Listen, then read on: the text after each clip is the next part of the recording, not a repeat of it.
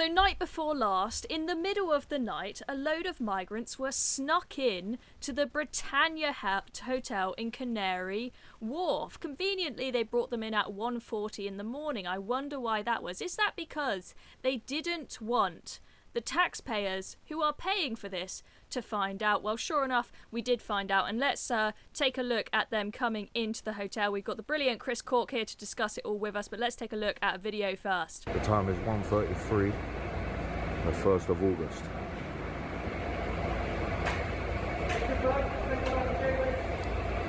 Lots of women and children there, as you can see.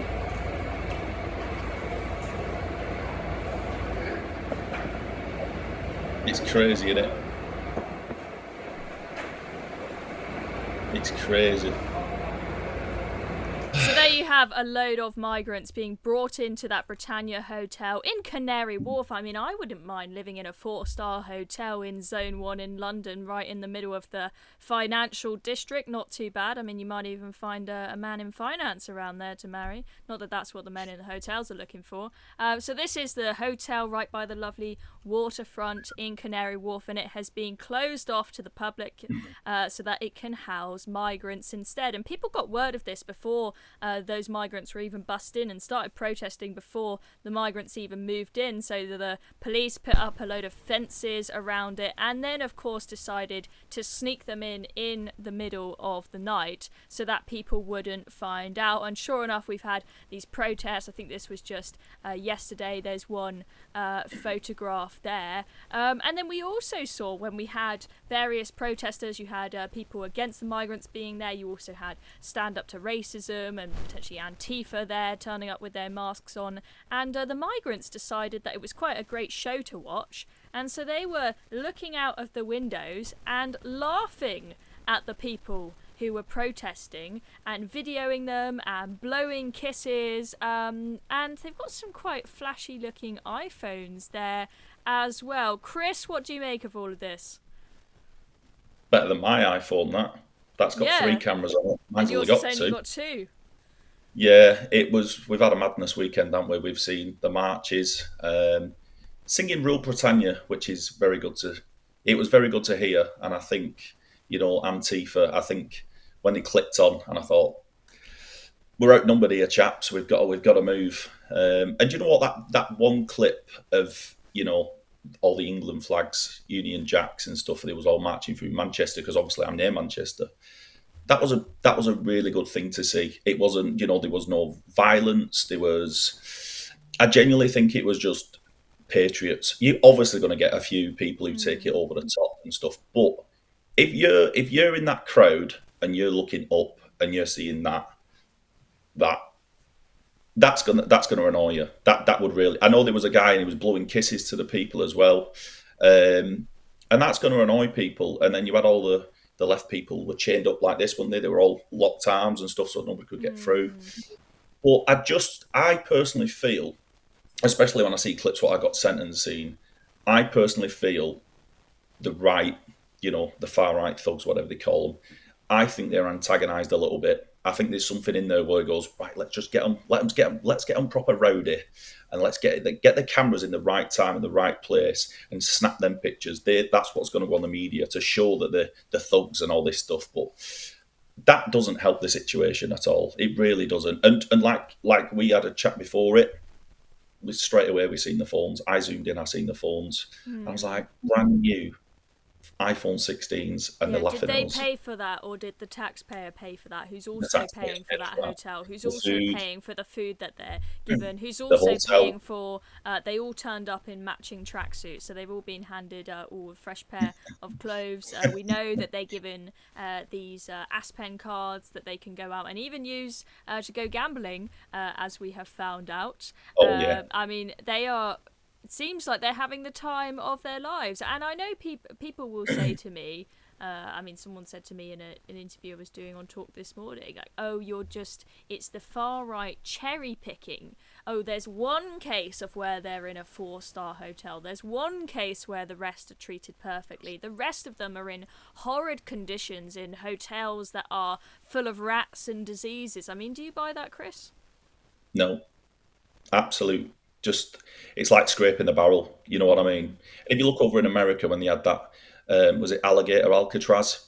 They Yeah. tried to portray that as like the worst thing in the world. But then you looked at the Biden administration and what that looked like. You know, it looked like a five-star hotel what they'd done. Um, Mm. but I just, I genuinely feel, you know, when a lefty is beaten, they scrape at the barrel. You know, I'm not having it. Have you ever been in a hotel in the UK where it's, you know, one star? Listen, I've watched people in videos, you know, where they go to the worst hotel in the UK, one Mm. star. Yeah, you might get dirty bed sheets and dirty carpets and stuff, but you're not seeing what these lefties have said. Oh, these Well, rats and the you know, thing is, if you go to other countries, you might find hotels that are really mucky and gross. I mean, I remember we went on a trip to Paris when I was in school as a teenager, and we went to a one-star hotel, and there were like cigarette butts in the bed sheets, and the whole oh, place stunk of cigarettes. I mean, but it wasn't too bad. But in the UK, the worst you typically get is a Premier Inn or a Travelodge. And I mean, I don't know about you. I've stayed in Emirins Premier are Inns and nice. Travel Yeah, Lodges. they're nice. They're cheap and cheerful, but they're really Yeah, clean. They're always really clean. yeah. It's pretty good. So I'm not convinced that there are really many hotels at all in the UK that are full of rats. I think we have pretty high standards when it comes to hygiene. You might not have, if you're in a Premier Inn, you might not have a jacuzzi and a flat screen TV, but it's not a bad place to live at all, is it? Yeah.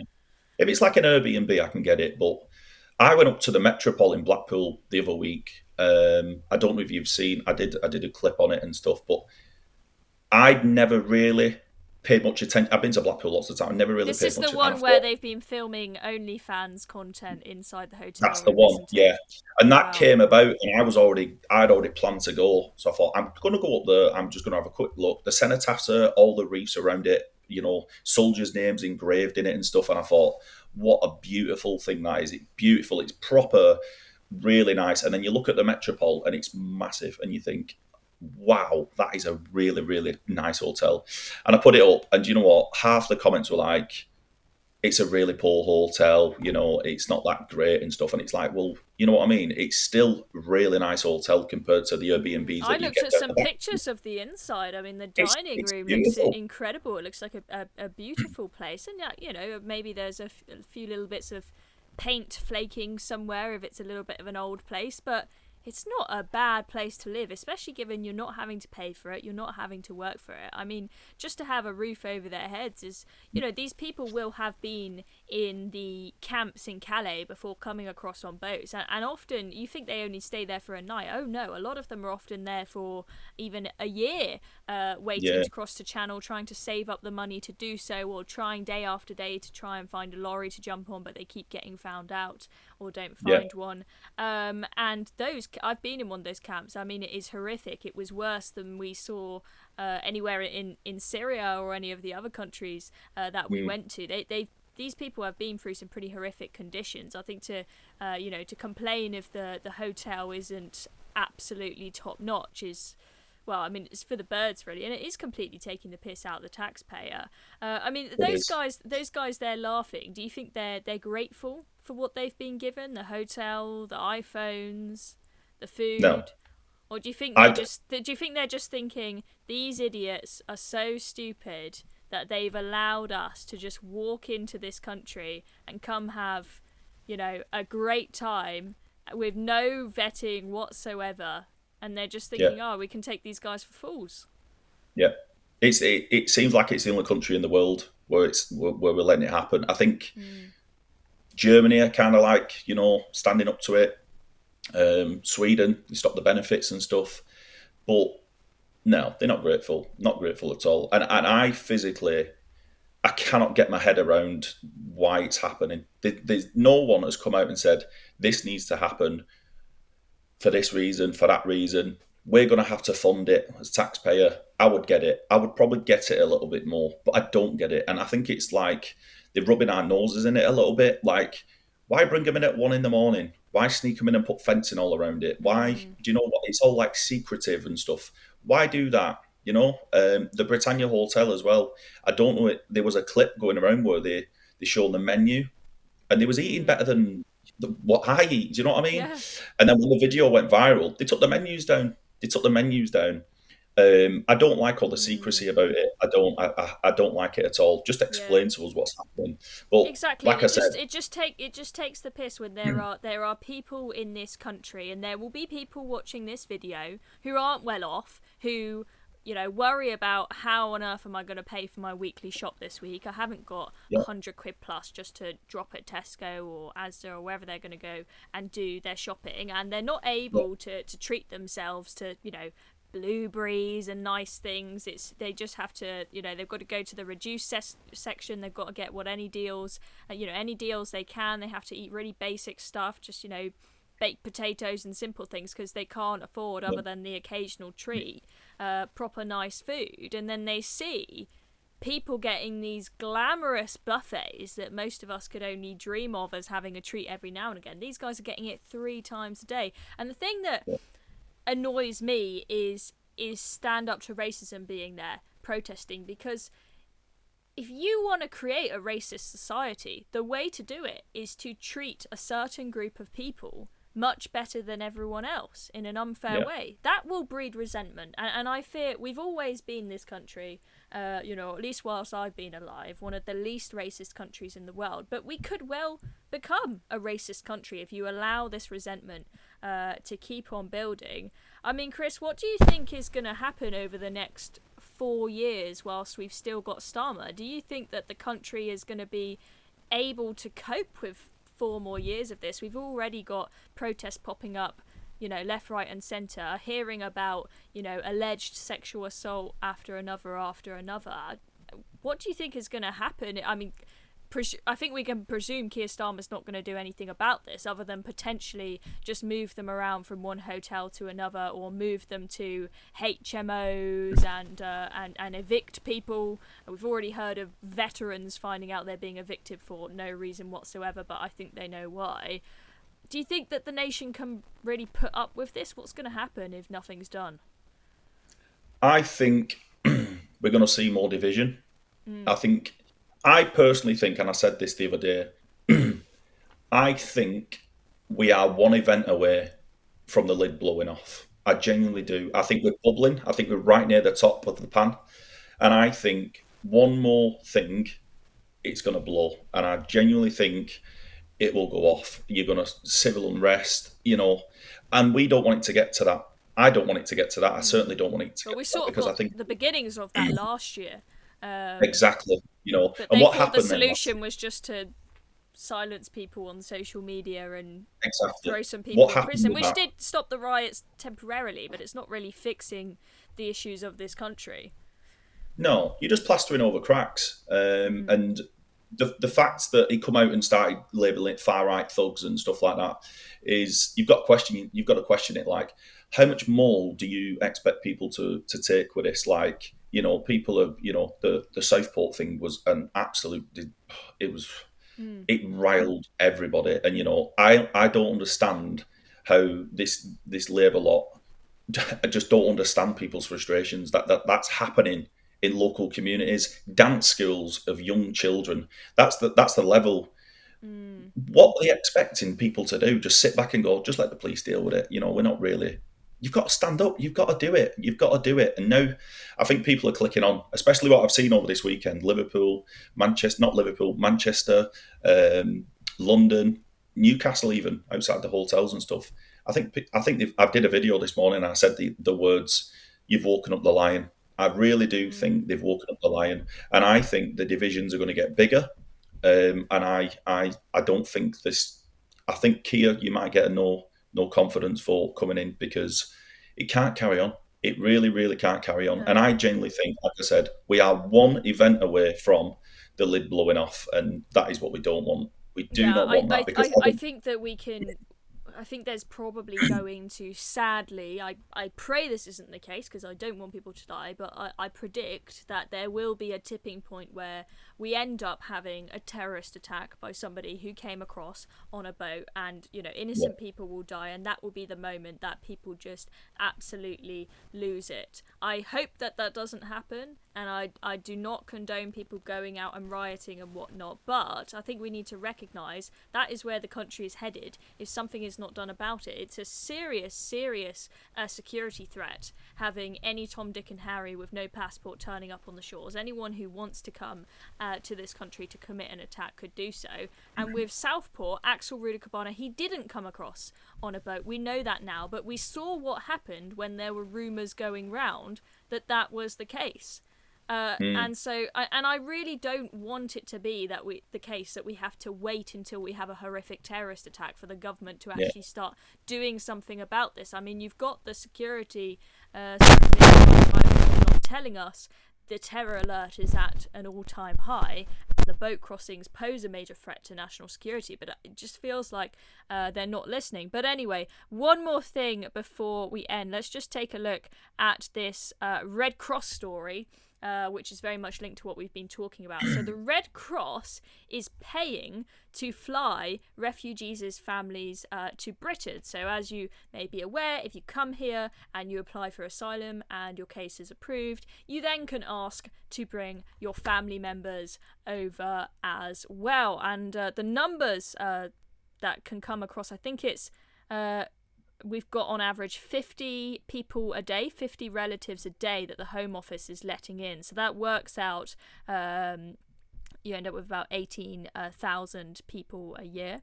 Or is it, wait, have I done the maths on that right? It works out about whatever the number is per day. It works out you end up with 18,000 people per year on top of the number that are coming across in boats, which Rishi Sunak had got down to his credit to about 30,000 from 45,000, but looks like we're on track to be back to 45, 50,000 a year coming across on the boat. So it's really taking the mick. But then to find out that the Red Cross are helping all these extra people come to Britain so that they can pay for their flights, it really just does feel like they're taking the mickey. Now, I mean, of course, the Red Cross is a charity. People can donate to the Red Cross. I'm not sure if they get some kind of state subsidy, but it feels almost like, you know, these charities, which people have probably donated for to, you know, thinking they're going to use their money for the right causes, to then find out this organisation is helping pay to bring people to the UK. It just feels like it's taking the mickey. So the charity advises and funds the travel costs of up to 1,000 family members a year to come from abroad to join people who have been granted refugee status. And we also find out here that the number of family visas being given is over 20,000 a year in this year to March. So, I mean, I previously told you it's roughly 18,000 a year, but I guess it's even higher than that, right? And that's gone up from only 4,000 people 3 years ago. So it seems like the situation is getting worse rather than better. What do you think of this? It's mad, isn't it? You look at them. The thing is, you look at the stats, the figures, the facts, and people will still argue and say it's false, or they'll still... There was an article when they were one person brought over 22 family members to the UK. Well, there was that was one of the people who came across as a consequence of that Afghan data leak. Yeah, that was it. There was then another story, I think in the Telegraph, saying that another person on that list brought in around, I think, 150 family members, and there was a judge that ruled that someone being considered a family member does not have to be linked to genetics or legal status. So you can literally just say, this mate of mine, he's like a brother to me, bring him across as well. And somehow you end up with 150 supposed family members coming across. I mean, it's just taking me. But what do you think about the Red Cross paying to fund the travel of family members to come across? On the one hand, it means that the wives and the kids who, you know, maybe don't pose the same threat as the men, as people in this country, get to be reunited with their family. But on the other hand, it's more people coming to the country who, these people, they don't have to prove that they are going to be net contributors to the economy, that they've got skills that we want. These are, I think most of these, you know, wives and kids that they're potentially bringing across, most of them are going to be people who are on benefits, who don't work. Why not help this country though? That's the thing I can't get my head around. It's got to be contracts. It's got to be secret contracts. It's got to be money being passed around. Some people are making a lot of money from this. Mm. Who we will never find out who they are, how much money they're making from it. But it's always like, what about us? What about our people? Why are you taking the mick or the piss out of the taxpayer? It's Mm. always the taxpayer. Because I always say there's no such thing as government money. It's taxpayers' money. Exactly. That's And how what we should call it. it's look at the figures. That's the thing. They're increasing. It's like they're going up four times, five times. When does it end? When does it end? Because it's just grows constantly, grows and Mm. grows and grows. And the thing is, like, for example, when we speak about these things, or you speak about these things, and you go on TV and you discuss these things, you look at them facts and the figures, and you put them out to the public, and they listen and they look at it. That annoys people. It really gets on people's nerves. Thinking, 1 minute, we've got homeless people, we've got veterans sleeping on the streets. Where's their help? Where's the charity to help these people? I can't get my head around it. I genuinely can't get my head. It scares me. It scares me Mm. because I just think, who's the priority here? Who's the priority? And I went and helped out with the Homeless AIDS UK food bank over last Christmas. We raised some money and we went and donated it. And he was saying they had the BBC there, and they pretend like they care. They pretend like they care and they don't. And then charities with the other side, it's like, oh, you need someone to stay here? Come on, boys, come, let's get over here. You come and I'll tell you what, we'll come and pick you up halfway across the channel. We'll bring you back. Don't worry about it. Grab yourself a hot chocolate. What do you want, a Samsung or an iPhone? There you go. Get yourself nice and cozy. Let's get over there. Get as much help as you possibly can. What is happening? What is the Mm. overall aim and objective here? That's the thing I don't think I can understand. I don't think the British public can understand it, and they just keep doing it and doing it and doing it until the lid's gonna come off. It really has to, because do you like, if I ask you the question now, do you know, do you have an understanding, or do you have a kind of any understanding of why this is happening to the UK? Do you have would you have any, like, guesses? Or I know you're not allowed to guess I because the lefties say it's misinformation, but I I am I just think I think stumped. I think it's a few things. So, first of all, I think the left, who have been told multiculturalism is our strength, and also they've been told by economists for years that immigration is great for the economy. Right? They're not quite willing to accept that they're wrong. I've accepted that I'm wrong. I actually used to be pro open borders once upon a time when I was younger, but I've seen the consequences for this country and I've accepted it. But I think a lot of those in power, even if they technically say when they stand up at a podium and speak to the nation, oh yes, we need to smash the gangs. I don't think that they genuinely mean it. If they're doing it because they're just worried about votes. I don't think it comes from genuine conviction. I think there's also just a lack of tenacity. It would be super controversial to turn the boats back, tow them back to France. It would Yeah, cause, I mean, they look at what happened when the Tories just tried to put the migrants on the Bibi Stockholm barge. We had all these I lawyers know. saying, "Oh, they've got fear of water." You'll have a huge backlash if you do something tenacious. But I don't think The we Rwanda have scheme. politicians in power who have that kind of tenacity. Mm. So I think there's that. There's that absolutely. It's a mixture of incompetency and just a unwillingness to accept that this is a serious problem. They might recognize it's a problem, but they don't recognize how serious of a problem it is. They don't. The people in Whitehall and the people in Number 10, they don't realize how angry people are about this. I don't think they do. They I don't see think a they do. video of people protesting, and they just go, "Oh, that's just a few racist thugs." They don't speak for the Yeah, nation, right? yeah, yeah. They haven't quite got their finger on the pulse. They don't realize how important this is to people. So that's what I'd Mm. say. But anyway, let's bring things to a close. We've spoken for long enough. Where can people find you, Chris?